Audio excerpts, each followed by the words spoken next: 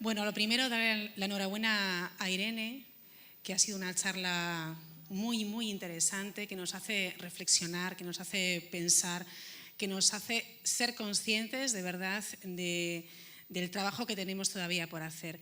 Yo soy Raquel Sánchez, soy periodista de Onda Cero, trabajo en Vigo y tengo la fortuna también de hacer un programa nacional en verano que se llama La Mirilla. Y gracias a ese programa y también, porque no al programa local y a los informativos, me ha dado la oportunidad de conocer a gente maravillosa, a muchas mujeres peligrosas, muchas mujeres apasionantes, muy enérgicas. Y me he dado cuenta de que también necesitamos recordar a esas mujeres que han dado esos primeros pasos, esas mujeres que se han visto ensombrecidas por sus maridos, por la política, por un montón de cuestiones. Cada verano me gusta coger la historia y soplar todo el polvo que hay encima de esos libros de historia. Es un polvo muy grueso, una capa muy gruesa, y he descubierto mujeres maravillosas en todos los ámbitos, en la ciencia, en el arte, en el periodismo, y yo creo que ya va siendo hora de ponerlas donde merecen. Eso en cuanto a las mujeres de antes, pero hoy en día tenemos afortunadamente mujeres maravillosas, mujeres empoderadas que por fin empiezan a creerse a sí mismas, que yo creo que es una asignatura pendiente, y la necesidad de hacernos oír. Crear referentes es muy importante, pero yo estoy convencida de que referentes somos todas tenemos que tener ese sentimiento de que nosotros sí podemos hacer algo en la medida de nuestras posibilidades y siempre podemos hacer más, simplemente por el hecho de hacernos oír, escuchar. Gracias a la organización por invitarme. El año pasado no pude estar por una cuestión de una enfermedad. Hoy estoy encantada, espero volver, y estoy todavía más fascinada de tener conmigo aquí al lado a Lucía Bomio. Ella es maravillosa, ella tiene una energía que es algo alucinante, ya lo verán, es muy, muy, muy contagiosa. Ella es enérgica, es apasionante y sobre todo es una mujer muy valiente. Y muy valiente porque no porque haga cosas que otros no hacen, sino porque cuenta las cosas. Ella es contadora, y no de cuentos, sino contadora de realidades. Te cuenta la vida de ella, la vida en los barrios, la vida de personas anónimas que tienen que dejar de serlo porque son personas muy importantes. Ella es periodista, ha trabajado en programas como Madrid Directo, como Españoles por el Mundo, lo que le ha permitido conocer un montón de países y un montón de personas y, por supuesto, un montón de experiencias. Ella ha trabajado también en Aquí la Tierra, actualmente tiene esa columna semanal en El País, que son los barrionalismos, que es muy, muy interesante. Tiene un canal en YouTube que es Nadie nos ha dado vela en este entierro, que ya solamente el título pues es bastante esclarecedor de lo que va. En 2017 escribía Las que se atrevieron, un libro muy chulo, Lucía, en el que habla de esas mujeres españolas que en los años 60, 70 se casaron con hombres negros. En la actualidad forma parte del Grupo Internacional de Expertos Afrodescendentes, Afroinnova. También en 2013 fue escogida como una de las 30 afroeuropeas más relevantes. También tiene una charla TED muy chula que habla de existen las razas, los nacionalismos, ¿qué es todo esto que a veces se mezcla tanto? Pero Lucía, sobre todo, es una mujer que de pequeña quería ser princesa, ¿por qué no? Y tuvo momentos en los que, por ejemplo, en el colegio, que ya lo he contado, quería ser princesa y le tocó ser Blancanieves. No, quise ser Blancanieves. ¿Y acabó siendo? La bruja. La bruja.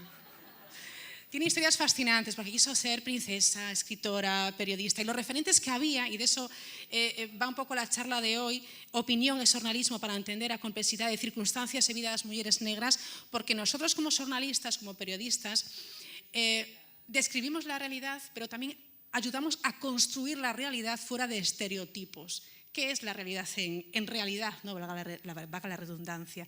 Es muy esclarecedor su testimonio porque coloca, o nos coloca a nosotras mismas también como mujeres a veces en una tesitura de decir, ostras, pues es verdad. Pues vamos a coger las herramientas que tenemos y ser conscientes de lo que está pasando y un poco sacudir la cabeza para que ese polvo que hay en los libros de historia no vuelva a formar esa capa, que yo creo que ya va siendo hora de sacarla de medio. Hablamos de identidad, hablamos de la complejidad, de las circunstancias y de la vida de estas mujeres negras con Lucía Bomio. Muchísimas gracias y te escuchamos con atención. Muchas gracias por invitarme.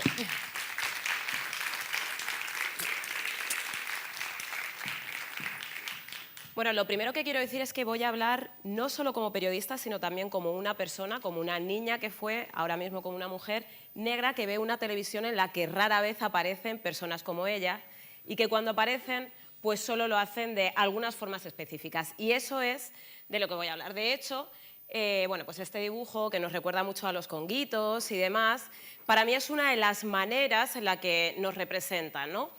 Esa estereotipación que nos asocia indefectiblemente, a pesar de acentos como el mío, que se nota claramente que no es de fuera de España, ¿no? Que se nota además claramente que es de Madrid, y por ser más específica, de mi Alcorcón. Pero sin embargo, pues siguen preguntándonos hasta el infinito, ¿no? ¿De dónde eres? De Madrid. Ya, pero ¿de dónde? Madrid. ¿Madrid? Ya, pero ¿de dónde Alcorcón? Vaya, básicamente en demasiadas ocasiones quieren más saber de dónde procedemos que de dónde somos, e incluso antes de preguntarnos nuestro nombre, ¿no? Buchi Emecheta es una escritora africana. Las mujeres negras en todo el mundo deben unirse y examinar la forma en la que el mundo nos ha retratado. Y eso es lo que poco a poco vamos haciendo desde diferentes puntos de vista, desde diferentes profesiones, oficios y perspectivas. Comienzo. Negritud estereotipada. Esto es lo que suele salir en los medios de comunicación. ¿Qué es lo que veis ahí? Yo intento siempre que esto sea una conversación y preguntar por aquello que soy periodista, un poco pesada, ¿no? Pero, ¿qué veis o qué no veis? Una patera y rostros en los que no se ven muy bien las caras, bien, ¿verdad? Masa. Lo que se ve ahí es masa, masa negra. Negro es igual a recién llegado, extranjero, inmigrante. Inmigrante negro es africano, indefectiblemente, porque no puede ser colombiano, por ejemplo, que hay una población afrodescendiente ingente, no puede ser francés, no puede ser estadounidense, porque además estadounidense ya es otra cosa, estadounidense es guay, ¿no? Africano es igual a pobre. Inmigrante africano pobre es patera, porque vienen en patera, sí o sí, aunque lleguen desde Namibia. Inmigrante no es lo mismo que refugiado, porque refugiado es árabe. Me estoy remontando sobre todo a la guerra de Siria, ¿no? Y lo anterior, pues al final genera una visión racista. Ayer en la cena, porque ya estuve con alguna de las mujeres que han participado, de las que van a participar a lo largo del día de hoy, hablábamos de que también existe el paternalismo, que el paternalismo es la forma light de racismo, ¿no? Es los negros estáis en el medio de la tabla del racistómetro, no sois los malos malos, como los gitanos o como los árabes, ¿no? Sois los buenos, buena gente, trabaja mucho, ¿no? Pues eso es otra forma de racismo, que es paternalista. Pero ¿qué pasa con las mujeres de las pateras? Que las mujeres ni siquiera aparecen. De hecho, echad un ojo a estas fotos. Rescatados 44 varones y 4 mujeres de 3 pateras en aguas de Alborán.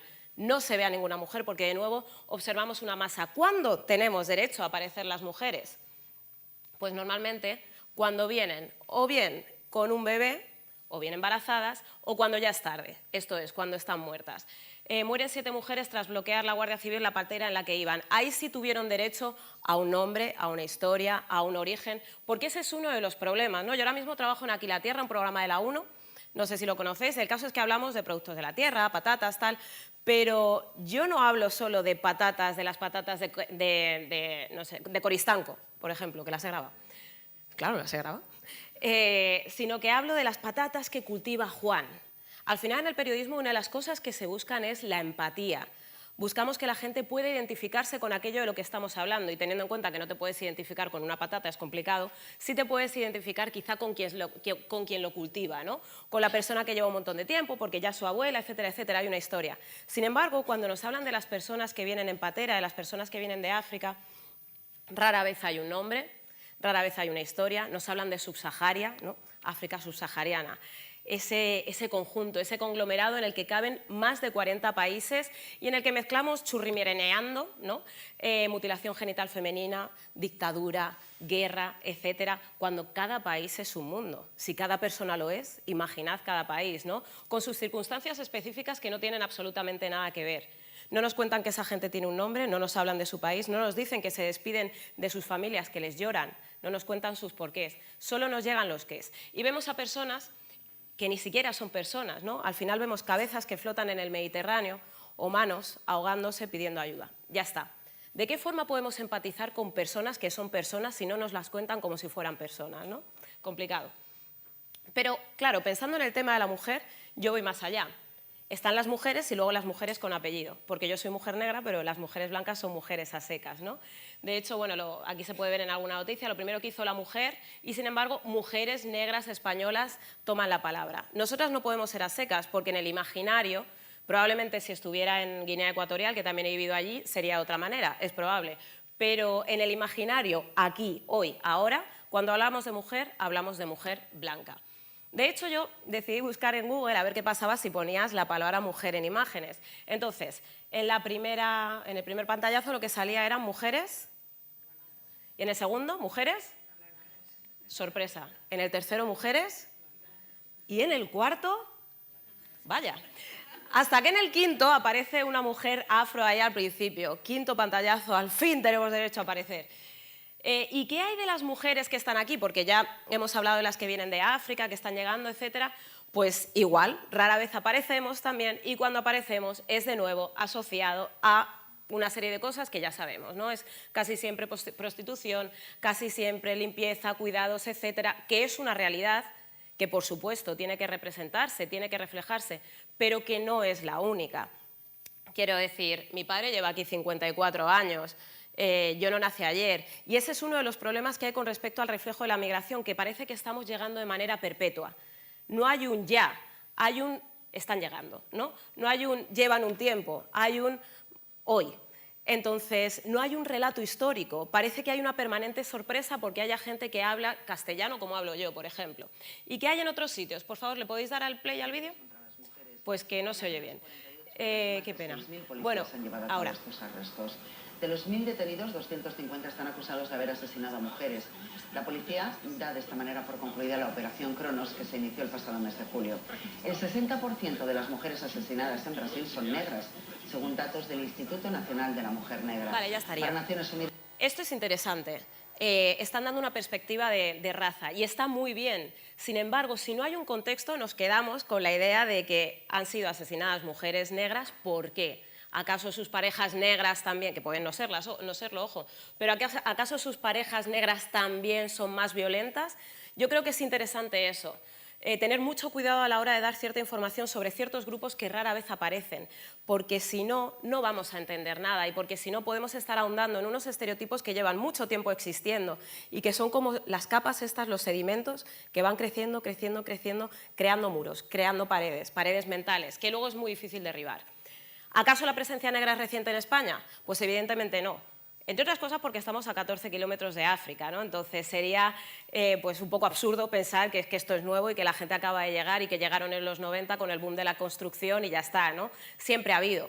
De hecho, bueno, este es José Carlos Grimolay, un prisionero republicano español en Mauthausen, entró por eso, por el hecho de ser republicano, era originario de Guinea Ecuatorial, que, como sabéis, entre 1778 y 1968 fue territorio español e incluso llegó a ser provincia.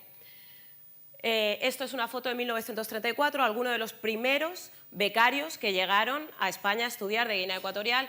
Los hombres, bueno, se les describe el negrito aplicado, tal, es una terminología pues bastante colonial, pero con todo y con eso ellos tienen su nombre y su apellido, porque en la contraportada sale Conchita, a la que no ponen apellido. Porque claro, ¿a qué, no?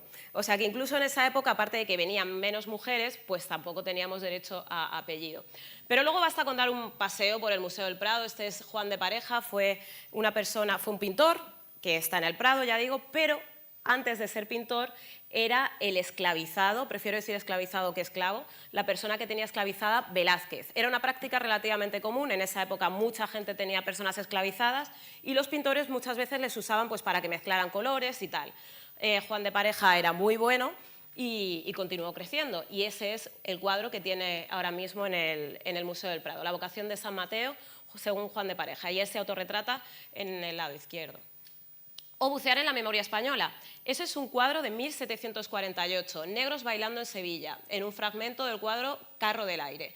Si os fijáis, como sabéis, o si no, bueno, yo esto lo he aprendido después, el flamenco nace en el margen pobre del Guadalquivir, donde estaban árabes, amazic, o bereberes, como se les llama, pero que prefieren amazic, gitanos, blancos pobres y también negros, ¿no? También esas personas esclavizadas. Y ahí se ve perfectamente en ese cuadro.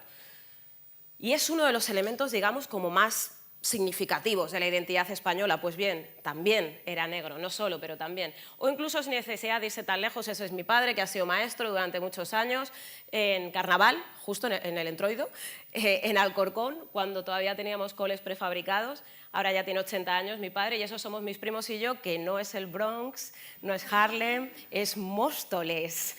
Entonces, bueno, esto estaba sucediendo hace mucho tiempo. También pasa que a veces en los medios de comunicación aparecemos de forma excepcionalizante o excepcionalizada, ¿no? La primera negra que, la primera diputada. Y no está mal, no está mal, pero no podemos ser la primera todo el rato, ¿no? También podemos aparecer como una fuente de información normal, como lo es el resto de la gente, ¿no? Y bueno, como decía antes, otra cosa es ser de Estados Unidos, que ahí no pasa nada. Ahí eres negro, pero da igual. Más aspectos habituales, la he liado. Esto es muy yo, lo de liarla. ¿Para atrás? Bueno, más aspectos... Un segundo, que voy a hacer aquí un poco... Más aspectos... A ver, es que lo estoy llevando para... Ah, vale, ya está. Más aspectos... Es que en esto soy un desastre. Mira, me estoy haciendo un auto-spoiler muy serio. O sea, ya habéis visto la presentación entera. Pero enterita, además. A ver... Venga, vale, lo estoy logrando, ¿eh? Ay, madre mía, qué pena, si yo que os iba a dar una sorpresa. A ver, bueno, no sé si habéis llegado a ver a las Cacao Maravillao, pero esa era una de las imágenes que yo vi cuando era pequeña, ¿no? En el incipiente Telecinco en sus albores, que Telecinco era muy pues con las tutti frutti y tal, ¿no? Muy de mostrar carne. Se inventaron a un falso patrocinador, que eran las Cacao Maravillao, para que salieran cada cierto tiempo con poca ropa. Esto es como el mando de la tele, ¿no? Aunque apretáis más fuerte, no, ahí está. Que se inventaron un falso patrocinador para que saliera cada cierto tiempo y cantar, ¿no? Cacao, maravillao y tal. Entonces diréis, ya, pero por aquel entonces todas estaban hipersexualizadas. Sí, pero es que yo solo las veía a ellas y a Regina dos Santos, ¿no? Entonces no había muchos más referentes a ese respecto. En el caso de los hombres, porque claro, es cierto que la hipersexualización es algo común entre hombres y mujeres, pero en el caso de los varones negros también sucede, ¿no? Esto es un programa que se llamaba Adán y Eva, que echaban en 4, se conocían 3 personas, ya fueran 2 hombres y una mujer, 2 mujeres, un hombre, 3 mujeres, un hombre, desnudos en una isla. El mayor desfase visto en Adán y Eva, una mujer no es completa hasta que un negro no se la meta. El Adán de Eva Novasco y su trío con las Evas, el mito es cierto, tu dragón negro me asusta. Bien.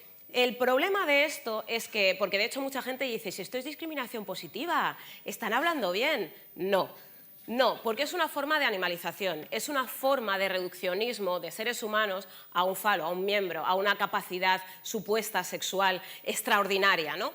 Y además viene de atrás. No sé si sabéis que, claro, en la época de los inicios de la esclavitud transatlántica, porque ya se llevaba a cabo antes, la esclavitud no la inventan los portugueses cuando se van a África, ¿no? O los holandeses, pero sí que es cierto que a nivel transatlántico, ya generando un tráfico de seres humanos de millones de personas, pues comienza más o menos como en el siglo XV, más bien en el XVI. Entonces, claro, había que justificar que seres humanos pertenecieran a seres humanos, que tú raptaras a una persona en África, la secuestraras, la trasladaras a América y le hicieras trabajar gratis. Para justificar eso, en su momento se inventaron que unos tenían alma y otros no. Y por aquel entonces coló, porque la religión todavía tenía mucho peso. A medida que va avanzando el tiempo y las tesis más, o la sociedad teocrática empieza a perder peso, empiezan a apelar a otro tipo de cosas, como puede ser la división entre aquellos seres humanos que son los que tienen la razón, los de la delicadeza en el caso de las mujeres, ¿no? La feminidad, que es una feminidad construida desde determinados parámetros, o bien los que inventan, los que escriben, etc. Y luego estaban las bestias de carga, ¿no? Los de las bajas pasiones, etc. Y eso es algo que transformado ha llegado hasta el día de hoy, ¿no? Incluso, no sé, leyendo a Angela Davis, cuenta cómo en la época del Jim Crow todavía, después de la esclavitud, pero antes del movimiento por los derechos civiles, en los años 60 del siglo XX, o sea, ayer, muchos de los linchamientos que se producían, que se llevaban a cabo contra hombres negros, era porque miraban a mujeres, ¿no? Y porque se les aducía una especial brutalidad, una especial necesidad sexual. Pero bueno, no hace falta que nos vayamos muy lejos, ¿no? En realidad, a casi todo el mundo le suena esta idea de «te has ido a Cuba, ¿no?». O en el libro que escribí, que decían antes, ¿no?, a las mujeres que les pregunten «¿estás con el negro porque...?». En fin, pues estas cosas todavía siguen. O el negro del WhatsApp, que a todo el mundo le ha llegado y no, en fin, ¿qué os voy a decir? A partir de ahí se construyen una serie de cosas, como lo de reina diosa de ébano, ¿no? ¿Qué piel tienes? Imaginaos que a vosotros alguna persona os dijera lo mismo. Menuda piel. ¿Sabes? Que además yo tengo marcas de Angués, ¿sabes lo que te digo? O sea, que es que ni siquiera tengo una piel especialmente buena. Pero bueno, ¿no? Mi reina de ébano, mi chocolate, mi Ferrero Rocher, mi no sé qué. Lucía, también podéis llamarme. Pero sin embargo, cuando tú pones diosa o reina de marfil, te sale pues sábanas, tal, cortinas, en color marfil, y una mujer china que parece ser que estaba metida en tráfico de marfil. Bien. Este dato es interesante. De 221 diarios, solo 20 están dirigidos por mujeres. Es un dato heavy, feo, complicado. Y ya no digo dirigir, porque ¿para qué? Pero ¿y cuántas personas negras trabajan en ellos o en la tele? El otro día hice un hilo en Twitter y me salían en 50 años, medio siglo, alrededor de 40 personas. Y la gente, no está mal, no está mal. Y aquí, no, a menos de 1 por año. Y además, esto os va a sorprender seguramente, buena parte de ellos hablaban de deporte porque habían sido deportistas y otra parte de ellos habían sido bailarines o músicos, también os sorprenderá, supongo, ¿no? O sea, que estamos como relegadas a hacer sobre todo entretenimiento, deporte, etcétera, de nuevo ahondando un poco en los típicos que nos conciernen, ¿no?, a las personas negras, que si bailamos guay y tal, no sabéis qué shock si no bailamos bien, eso también. Claro, a mí, ¿sabes bailar salsa? ¿El qué? Si mi padre es de Guinea Ecuatorial, mire usted, ¿sabes? Lo lleváis en la sangre, sí, sí. Eso lo dije en el libro de las Towandas, sí, claro, junto a las plaquetas, los glóbulos rojos, los glóbulos blancos y salsa, ¿no? En fin. Pero, y además es que es eso, cuando quieren hablar en positivo de nosotros siempre dicen lo mismo. Y es, a ver, ¿qué veis aquí también en este cuadro? Estas son algunas de las personas que han salido, que yo recuerdo así más cercanas en el tiempo. Bueno, lo voy a decir. Sobre todo hay personas claras, porque esa es otra, ¿no? Sí que es cierto que, bueno, hay personas, por ejemplo, Jimmy Castro, el que salía en Club Disney y tal, Lucrecia, pero en general y especialmente en los últimos tiempos las personas que salimos somos negras, pero no tanto, ¿no? Somos ahí un ni para ti ni para mí, que mi madre es segoviana, por ejemplo. Entonces, esto tiene un nombre y se llama colorismo, según una escritora que se llama Alice Walker, y básicamente lo que dice es que las personas negras que son algo más claras lo tienen más fácil para entrar en según qué ámbitos. Y es verdad, ¿no? Yo recuerdo una vez, trabajé en una ONG, en Asamblea de Cooperación por la Paz, que además está aquí en Galicia también, y gestionaba una bolsa de trabajo. Entonces, recuerdo que una mujer me dijo, quiero a una mujer que sepa de enfermería, que tenga la nacionalidad, que, bueno, o sea, un currículum ahí que ni Kofi Annan, o sea, una cosa pedía de todo. Y justo había una mujer angoleña con nacionalidad española, que era enfermera y que le venía bien en ese momento cuidar a personas. Entonces le dije, ah, pues mira, genial. ¿De dónde es? De Angola. Ay, Angola. Negra, ¿no? Sí. ¿Pero cuánto de negra? Digo, pues no tengo un negrómetro aquí ahora mismo, pero vaya, negra. Entonces sí, sucede. O sea, yo que soy leída como dominicana, pues vaya que vaya, pero si hubiera sido leída como angoleña, pues lo mismo no. Esto se llama colorismo, como digo. Y esto es el cuadro de las castas, no sé si lo conocéis, por ejemplo, está en el Museo Antropológico, estaba en el Museo de América, y es la forma en la que se nomenclaturizó a la mezcla de las personas blancas a quienes no se nombraba como blancas, ojo, sino como españolas, ¿no? Ser español era ser católico y blanco, y lo demás, aunque fuera un imperio en el que no se ponía el sol, eran otra cosa, no se les nombraba como españoles, ¿no? Entonces, aquí es un festival brutal, es como blanco con negro, mulato, mulato con no sé qué, no sé cuántos, bla, bla, y hay incluso términos como salto atrás. Salto atrás vendría a ser que yo esté con una persona negra, porque, joder, ya que había avanzado, que mi padre se había casado con mi madre y voy yo, ¿no? Entonces, imaginaos la racistada, ¿no? Pero bueno, hay términos como mulata, ya digo, que viene de mula etimológicamente, de la mezcla estéril entre el caballo y el burro, ¿no? Entonces, es la razón por la que algunas personas preferimos no usar mulata, sino mestiza. Luego están las bromas, lo del humor, que esto también se acaba rapidito, ¿no? Humor sí, siempre, claro que sí, pero en horizontal o hacia arriba, nunca hacia abajo, porque si no supone sepultar más a las personas que ya de por sí están bastante aplastadas, ¿no? Manual, es que esto es un festival. Manual para distinguir a la novia de Mario Casas, Hugo Silva y Víctor Clavijo, porque claro, no tienen nombre. Son solo las novias de... Y claro, y luego está el tema de que todas las negras somos iguales, como habréis podido comprobar, porque os debe resultar muy difícil ir por la calle y ver a personas negras, porque como todas somos iguales, repito, entonces sucedía, esto, lo que contaron fue, es que es una broma, pero está basado en una realidad. ¿Cuál es la realidad? Que la gente, cuando hablaba de Montse Pla, que es la mujer de Víctor Clavijo y actriz, que tiene una profesión y una vida y un todo, ponía a lo mejor las fotos de Berta Vázquez, porque se equivocaban, ¿no? Entonces, en El Confidencial decidieron hacer una guía, un manual, en el que explicaban que todas tienen melena voluminosa, pero una tiene mechas rubias, una es más joven, tiene solo 23 añitos. Luego hablaban también de... A ver... Las pilas. Luego hablaban también de los labios de una y de la otra, las cejas arqueadas, como hago yo en Aquí la Tierra, cuando vamos a grabar a la Jaca Navarra, ¿no? Y explicamos que tiene aquí una manchita, que son más pequeñas que otros caballos o que otros equinos, porque, claro, porque están en el campo y tal, exactamente lo mismo. O sea, es un manual de antropología del siglo XIX. ¿Sabéis cuál es el problema? Que esta noticia es del siglo XXI. Ese es el problema. También, ¿podéis darle play al vídeo, por fin? Esto también es habitual, ¿no? Pensar que son los otros. No sé si os acordáis de este vídeo. Seguidores del PSV Eindhoven estaban lanzando monedas a rumanos en Madrid y a todo el mundo nos escandalizó. Vale, ya estaría. Uy. ¿Perdón? Que no te oigo. Hacia la tele, vale, hacia acá, perfecto. Sí, yo pregunto. Vamos a darle al play, por favor.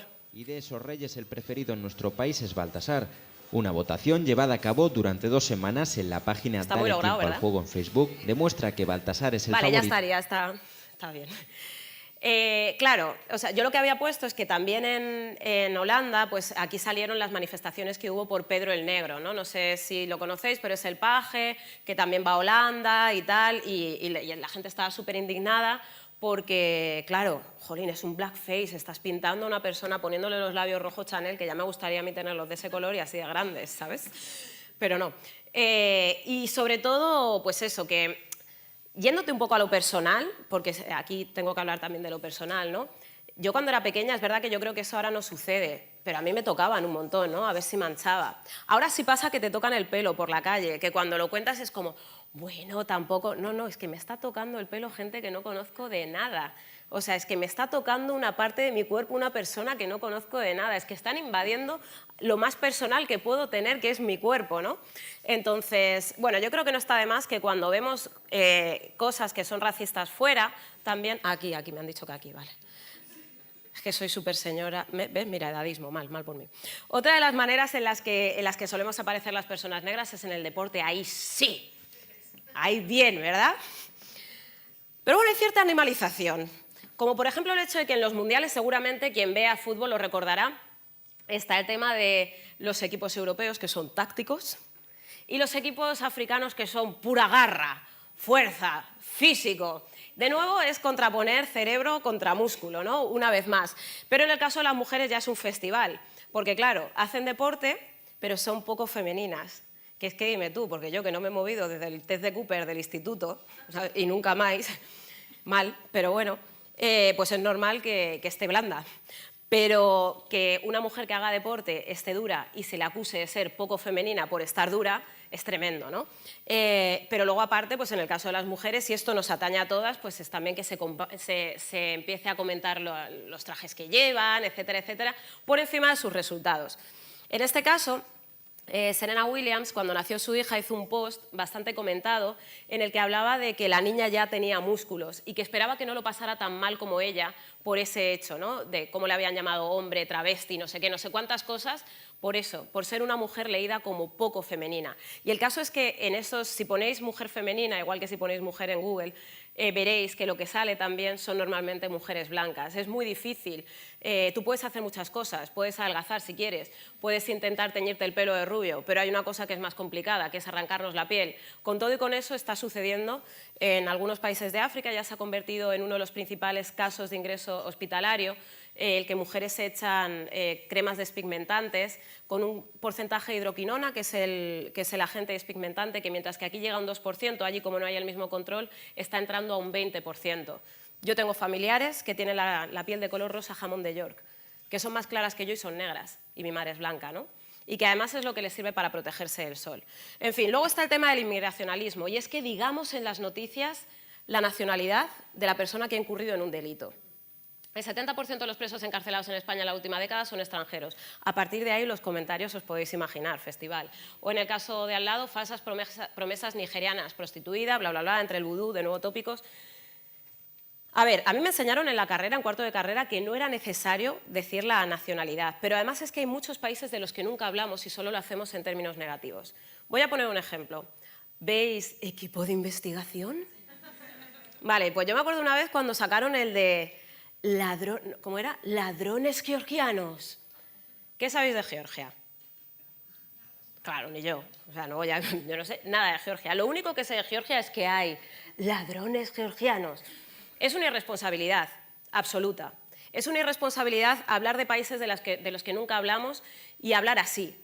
Porque eso se queda, lo queramos o no, es nuestra única referencia. No somos seres especiales, no montamos unicornios, somos personas y es normal que se nos quede, ¿no? Entonces, tenemos que repensarnos, tenemos una responsabilidad. Dadle al play, porfi. Pero luego está cuando se habla de la diversidad en positivo. ¿Qué es cuando? Pues cuando, por ejemplo, Madrid quiso que nos dieran las Olimpiadas, que mira que lo hemos intentado y nada, ¿eh? Y ahí sí, ahí de repente pues mola, ¿no? Ahí se ve a los marroquíes, a los suecos, a los negros. Pues los alemanes voy a dejar somos un poquito. Más madrileños, porque nos encanta juntarnos y celebrar cosas. Perdona, pero todo el mundo sabe que los mexicanos somos los más madrileños del mundo. O sea, mira qué sol. Pues yo creo que los más madrileños somos los suecos. Si esta ciudad es cada vez más moderna. Y nosotros, los marroquíes, somos los más madrileños. Vale, Si ya somos... está. Claro, los marroquíes, que siempre salen súper bien, ¿verdad? En los medios de comunicación. Aparte de salir mucho con libros, viniendo de trabajar, siempre salen fetén. Pero claro, cuando llega el momento de queremos Olimpiadas, entienden que modernidad es eso, ¿no? Diversidad. ¿Y sabéis qué? Que la diversidad no es moderna. La diversidad es real, es verdad. La diversidad es lo que hay en muchos coles públicos, en donde te puedes encontrar rostros, teces, orígenes y religiones diversas. Y eso, le pese a quien le pese, especialmente a los que vienen o a los que ya están en Andalucía, eso es verdad. Y eso también es España, desde hace ya bastante tiempo, ¿no? Como habéis podido ver. Pero bueno. Entonces... luego está el tema de los estereotipos y el uso de los menores. Habrá algunas personas que reconozcan las huchas del Domun, ¿no? Cabezas jibarizadas, pequeñitas, de pobladores originarios, personas negras y tal. Lo que hay a continuación es con lo que crecí yo, que eran los niños etíopes. Además, yo tengo unos rasgos que parezco etíope, tengo la carita muy alargada. Y cuando yo era pequeña le preguntaba todo el rato a mi padre de forma casi obsesiva que si éramos progres, ¿no? Yo lo decía mal. Mi padre ha sido maestro, mi madre ha sido ingeniera, en casa no hemos sido sobrados, pero nunca ha faltado nada. Sin embargo, los únicos referentes que yo veía eran niños famélicos rodeados de moscas con mocos y vientres hinchados. Ya está, los del Cuerno de África. No veía más, luego ya apareció la hora de Bill Cosby y fue como, bien, pero una hora a la semana, ¿no? Ya está. Y pensaréis, bueno, pero ya no se representa a los peques así. Si es que la lío siempre. No. Pero, sin embargo, se ha quedado en el imaginario. ¿Podéis darle al play, por favor? ¿Qué hacemos con los pisos de los bancos? ¿Los damos a los que no tienen piso? ¿Y luego qué hacemos? ¿Cómo mantenemos esa economía de ese piso que le has dado a esa persona que no lo tenía porque le han desahuciado? Habrá que darle trabajo. Esto no es como los negritos, vamos a darle dinero, sino habrá que enseñarles a labrar la tierra. Entonces, a la gente lo que hay que darles es trabajo. Siempre lo digo, Mariló, dame lo mío. Porque a mí no me ha caído nada todavía, no sabéis lo que trabajo. Pero bueno, ¿qué hay del siglo XXI? Pues ese tipo de imágenes se siguen perpetuando, ¿no? No nos hemos repensado el ángel tatuado que salva al niño brujo. Igual un niño al que se le ve la cara, probablemente en el peor momento de su vida, ¿no? Acababan de rescatarle, y luego ya un año después, por si no es suficiente, la invasión de imágenes. ¿Cómo está hoy Hope, el niño desnutrido rescatado en África? Pues ahora ya gordito, sonriente, guay, gracias ángel tatuado, ¿no? Para mí no es solo un problema porque, y yo he trabajado en Españoles en el Mundo, ¿no? De cómo necesitábamos millones de permisos para grabar en el norte del planeta y cómo cuando vas al sur todo es un poco más laxo, ¿no? No pasa nada. Es que aquí la ley no es la misma ya, pero es que en España sí. Si hay una convicción real de la protección de los derechos de imagen de los menores y las menores, tiene que ser real. Tenemos que tenerla aquí, ¿no? Independientemente de lo que pase en esos países. Pero para mí ya no es solo eso, ¿no? Que ojo, que es que estas imágenes se usan hasta en las aplicaciones de ligar, ¿no? Que la gente se pone ahí en África con los niños, porque automáticamente tú vas a pensar que son solidarios, ¿no? Sin embargo, si veis a mi padre rodeado de niños blancos, ¿pensaríais que es solidario? Como mucho pensaríais que es cuentacuentos, ¿no? Pero es difícil, pero por lo mismo, porque estamos amuebladas de esa forma. Y no es porque sí, no es porque seamos malísimas personas, etcétera, sino porque estamos bombardeadas de este tipo de imágenes. Con todo y con eso, para mí, lo peor de esto es el hecho de que ese niño no tiene derecho al olvido cuando sea mayor. Cuando sea mayor y quiera olvidarse del peor momento de su vida, de cuando se lo encontraron en un mercado al lado de carne de perro, rodeado de moscas, en los huesos, ese niño no podrá olvidarlo, porque está en millones de medios de comunicación, ¿no? Y bueno, fijaos hasta qué punto hay instrumentalización de la infancia negra, que te pueden hablar de churras o de merinas y te ponen la misma imagen con el niño negro. Ya sea Torra ofrece 3 puertos catalanes para acoger a los inmigrantes del Aquarius, como la patera que prefirió no ser rescatada por el Aquarius. Tenemos esa foto, ¿no? Estrella, y ya está. Voy a ir terminando ya. ¿Es racista que nos pregunten solo acerca de racismo? De hecho, antes lo han comentado, yo tengo una columna en El País que se llama Barrionalismo, si hablo del barrio, porque no quiero que me encierren en una piel. Puedo hablar de esto porque tengo la experiencia, pero además soy periodista y me gusta leer un montón y he viajado por alrededor de 40 países gracias al trabajo y por los campos de trabajo cuando era más jovencita. Que nos pregunten solo por racismo es racista. Cada persona es un poliedro, somos prismas, tenemos un montón de caras. Es como que a las mujeres solo nos pregunten por feminismo. Podemos hablar de otras más cosas, incluso ya están dejando fuera nuestras profesiones, están dejando fuera nuestras aficiones, están dejando fuera otro tipo de experiencias. Es limitarnos. Por otro lado, el término ahora que se ha puesto de moda, ¿no? Se habla mucho más, microrracismos, violencia simbólica, mejor, violencia cotidiana, racismos cotidianos, porque el prefijo micro minimiza algo que es muy grande, que es un sistema. Del mismo modo que pasa con el patriarcado, el racismo no es solo que me llamen Conguito cuando era pequeña o que peguen una paliza a mi hermano Skin, por ejemplo, o a mi expareja. Eso es racismo, por supuesto, pero viene de una cosa mucho más grande, que lleva mucho más tiempo funcionando y que es lo que provoca que esto suceda, ¿no? Las vidas no son anécdotas. El hecho de que tú te expongas, de que tú rememores, cuentes, compartas cosas que a veces no habíamos contado ni a nuestras madres para no preocuparlas, ¿no? Con una especie de madurez que te da cuando eres pequeña y decides ocultarle a tus padres cosas que vives. Yo recuerdo que en Alcorcón, no sé si aquí pasaba, pero en los 90 mataron en Aravaca a Lucrecia, fue el primer asesinato que se tipificó como racista. Y yo recuerdo en el colegio, nací en el 81, pues en los 90 que había peleas entre fachas y anarcas, lo llamaban así, punkis y skinheads, y yo ver con cierta asiduidad a personas que querrían pegarme, ¿no? Y con todo y con eso lo tenían peor los hombres, porque a las chicas podían asustarnos. Ayer lo conté, yo recuerdo en un McDonald's, a las negras había que violarlas y luego matarlas. Me dijeron uno, venga, emigrando a Brasil o a Nigeria, y me echaron. Pero eso me pasa a mí, a un chico a lo mejor le hubieran pegado, ¿no? Que también el tema del género hay que tenerlo en cuenta para todo también, porque en este caso es verdad que hay una diferencia. Cuando yo cuento esto, yo ya pues estoy bien y tal, pero hay mucha gente que no, hay mucha gente que lo enterró aquí atrás para poder vivir tranquila, bien y sonriendo, ¿no? Y no estar pensando todo el rato en racismo, racismo. El hecho de que tú lo compartas es un ejercicio de generosidad, que luego lo expongan como una anécdota cuando es una vida, que lo reduzcan a eso, que llenes una página en un periódico y nada más, unos minutos en la radio y nada más, que no se entienda que detrás de todo eso hay un contexto, al final no sirve para nada y te sientes completamente instrumentalizada. Aquí algunos ejemplos, ¿no? Y luego secciones versus transversalidad, se ha dicho antes.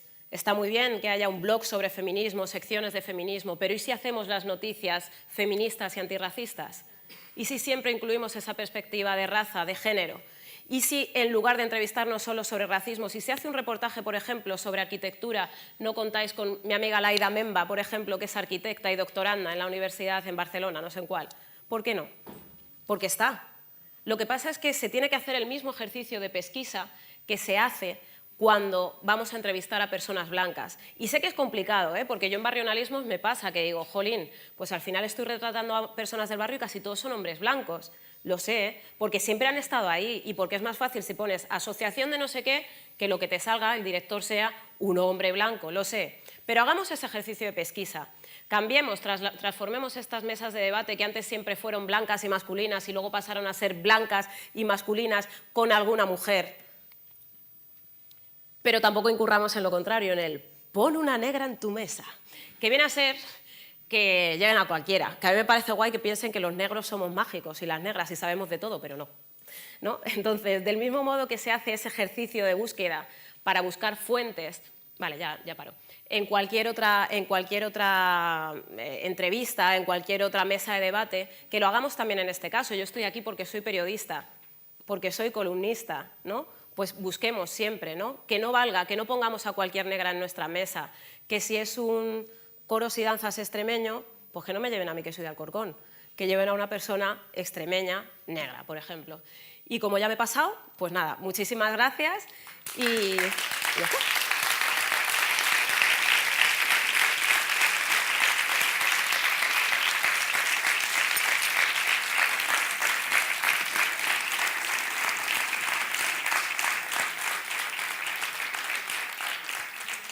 Como realmente ya estamos en la hora de la siguiente ponencia, Vale. que está Timoyano 12:30, si ella nos cede 5 minutos para una pregunta, ¿sí? Si alguien quiere hacer una pregunta a Lucía, encajamos una antes de la siguiente ponencia.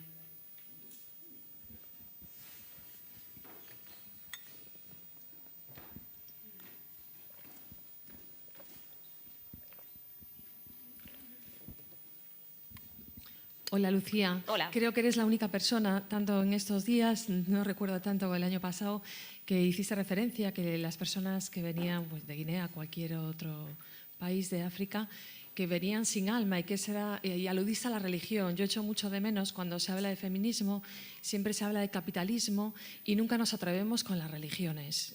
Hablo en plural porque obviamente prácticamente todas nos minimizan.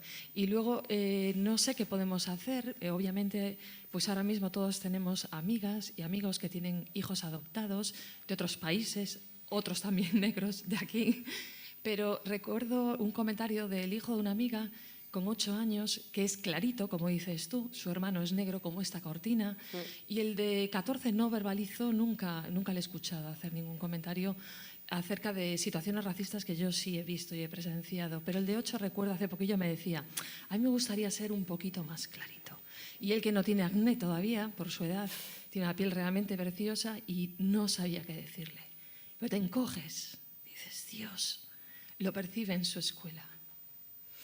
Yo creo que en general los referentes son súper importantes. Ayer lo contaba, yo cuando era pequeña, como digo, nací en el 81, había muchos días que solo veía a mi padre y a mi hermano y mi reflejo en el espejo, ¿no? Y ya está. De repente salían las Olimpiadas y ibas indefectiblemente con los americanos negros, o sea, era una cosa instintiva, ¿no? Porque no nos veíamos nunca. Yo iba con Holanda, iba con Francia, en lugar de ir con España, porque ahí tenían personas negras. Es que tú buscas la identificación y no lo piensas, eres una niña. Entonces, ¿qué podemos hacer desde el periodismo? Evitar el inmigracionalismo, empezar a contar con unas mesas de debate que sean diversas de verdad, ¿no? ¿Qué podemos hacer desde el feminismo? Entender que el racismo es algo que también nos concierne, ¿no? Que si todas somos todas, todas somos todas todo el tiempo, no solo el 8 de marzo, no solo en ciertas charlas. Y lo que digo, que se empape de esa perspectiva de raza transversal a todos los niveles, que busquemos esas fuentes, que no seamos solo la fuente para hablar de racismo, que no seamos solo el objeto del que se habla, ¿no? Que no hablemos desde atalayas como periodistas también, que pasa un montón, que es que estamos hablando desde torres tan altas que no vemos lo que está sucediendo abajo. Ayer conté un ejemplo. La primera vez que fui a un poblado chabolista, al volver me dijeron: ¿has pasado miedo? Dije, no. ¿Por qué? Ah, bueno, porque eres de Alcorcón, ¿no? En este caso era por el barrio y dije, pero a ver, ¿qué os creéis que es Alcorcón? ¿Sabes? Eso por un lado. Y por otro lado, es que a mí no me da miedo un gitano ni una gitana. A mí la pobreza lo que me provoca es rabia y ganas de transformar y ganas de denunciar, en todo caso, ¿no? En el caso de un poblado chabolista, pero no miedo. Y si estamos trabajando desde el miedo, pues mal vamos, ¿no? Desde el miedo hacia otras comunidades. Acabo ya. Recuerdo una vez que hice varias preguntas a unos periodistas, ¿no? Una era ¿cómo suelen salir las personas negras en los medios de comunicación? 2, ¿cómo hablarías de ellas? Que era como persona negra. Bueno, no, negro. Bueno, claro, es que yo no hablo de negro cuando hablo de las personas, o sea, no hablo de blancos cuando hablo de personas blancas. Africano, bueno, claro, es que no todos son africanos. O sea, no hemos pensado en eso y, por ejemplo, en BBC hay un código a ese respecto, ¿no? Y la última pregunta era, ¿con cuántas personas negras has tenido una conversación larga? No un hola y adiós y gracias, a lo largo de tu vida. Y casi todas se acordaban. Eso, ¿no? Entonces tenemos que pensarnos, podemos llegar a ser altavoces de nuestros propios prejuicios, tenemos una responsabilidad, así que es eso, ¿no? Cambiemos un poco el chip a la hora de relacionarnos fuera, porque lo que hagamos en los medios tiene consecuencias.